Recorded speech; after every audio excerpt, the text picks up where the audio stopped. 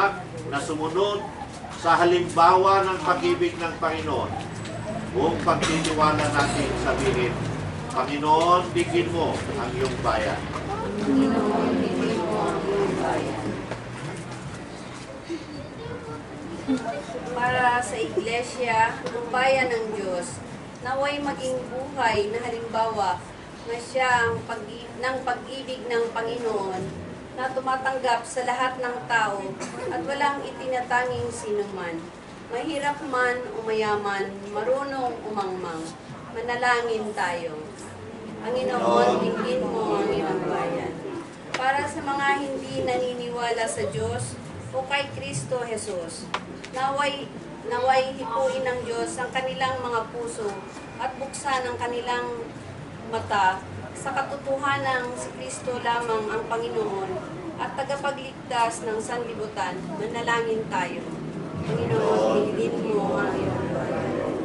Para sa lahat ng mga Kristiyano, naway magkaisa silang tunay na isang katawan lang na si Jesus ang ulo at maging patotoo sila sa lahat ng tao sa pamamagitan ng pagmamalasakit, paglilingkod at wagas na pag-ibig sa isa't isa.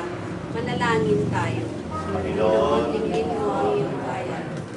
Para sa mga may mabibigat na pangangailangan, naway makatagpo sila ng pag-asa, kaginhawahan at katugunan sa makapangyarihan, mapagpala at maaasahang salita ng Panginoon. Manalangin tayo. Para sa sambayanang Pilipino, naway magkaroon tayo ng mapayapa, malaya at malinis na halalan na magluluklok sa mga pinunong tunay na pinili ng mamamayan at tunay na magsisikap para sa kapakanan ng bayan. Manalangin tayo. Panginoon, bigyan mo ang aming bayan.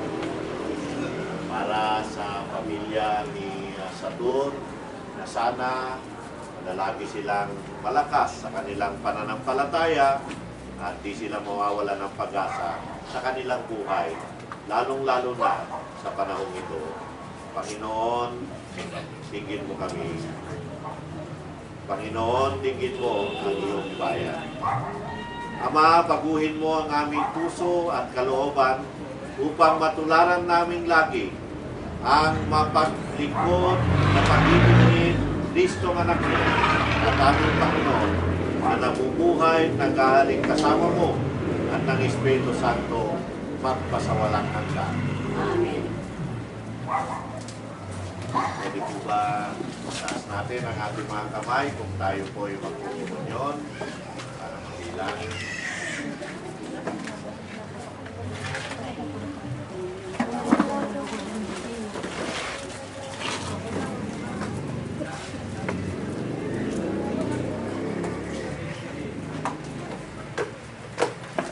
Blessed are you, Lord, God of all creation. Through your goodness we have this bread to offer, which Jesus has given and human hands have made. It will become our bread of life. Blessed be God forever.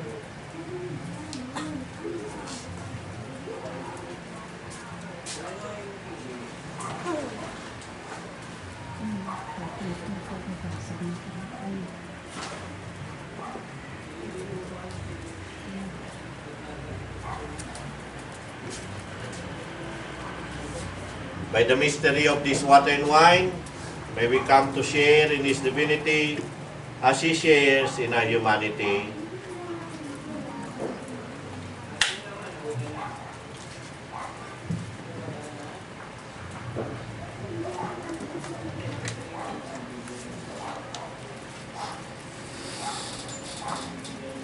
Blessed are you, Lord, God of all creation. To your goodness we have this wine to offer, fruit of the vine and work of human hands. It will become our spiritual drink. Blessed be God forever. Lord God, ask you to receive us and be pleased. With this offering we offer you with humble and contrite hearts. Lord, wash away our iniquities and cleanse us from our sins.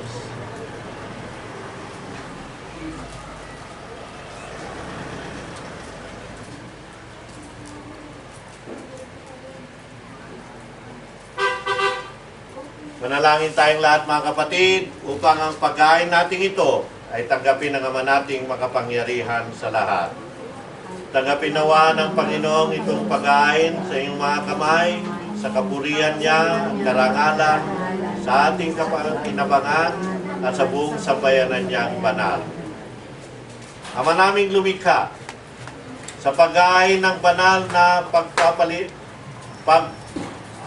papalitan ng iyong mga kaloob at ng aming alay, kami pinagsasalo mo sa iyong buhay na mamumukod tangi at walang kapantay. Ipagkaloob mo ang aming pakikinabang sa iyong pakikisamang aming maasahan ay siya ring umiral sa aming pamumuhay araw-araw sa pamamagitan ng Jesucristo kasama ng Espiritu Santo magpasawalang hanggan. Ang Panginoon ay laging nasa sa inyo. Itaas sa Diyos ang inyong mga puso at diwa. Pasalamatan natin ang Panginoon nating Diyos.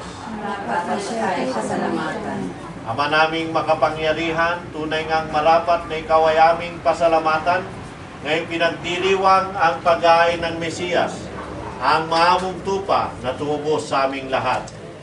Siya ay talagang maasahan at ang katapatan niya sa pamamagitan ay siyang bumago sa dating pamumuhay sa kasangkatauhan namihasa sa pakikisaulawahan.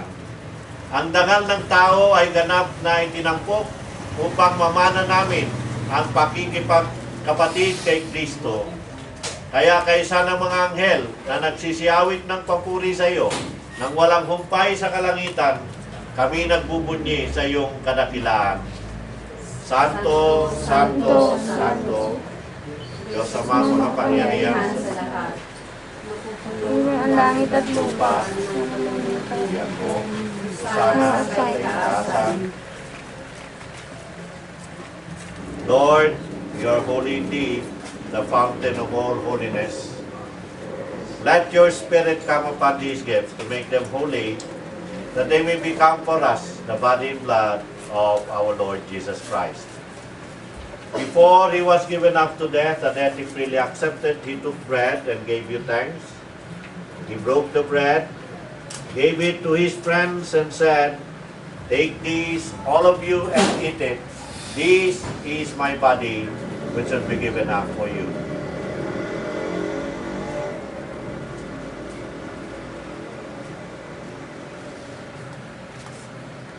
When supper was ended, he took the cup. Again he gave you thanks and praise, gave the cup to his friends and said, "Take these, all of you, and drink from it. This is the cup of my blood, the blood of the new and everlasting covenant. It will be shed for you and for all, so that sins may be forgiven. Do this in memory of me."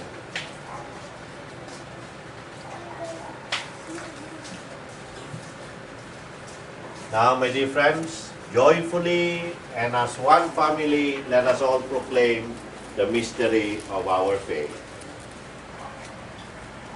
Christ has died. Christ is risen. Christ will come again. In memory of his death and resurrection, we offer you, Father, this life-giving bread, this saving cup.